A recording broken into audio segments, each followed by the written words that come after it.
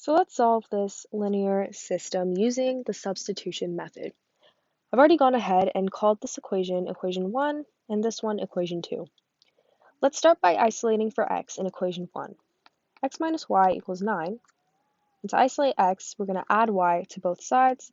Therefore, x equals 9 plus y. With this, let's plug this back into equation 2 to solve for y. X plus y equals 3. Let's replace the x with 9 plus y. 9 plus y equals 3. Now we can solve for y since our entire equation is only in terms of y. Let's add the like terms.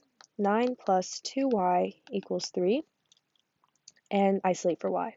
2y equals 3 minus 9. 2y equals minus 6. Y equals minus 6 over 2, and we can simplify this fraction into y equals minus 3. Now that we have y equals minus 3, let's plug that back into equation 1 to solve for x.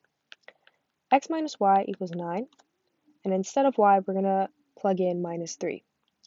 This negative here, though, multiplied by this negative here is going to give us a positive, so x plus 3 equals 9. X equals 9 minus 3, therefore x equals 6.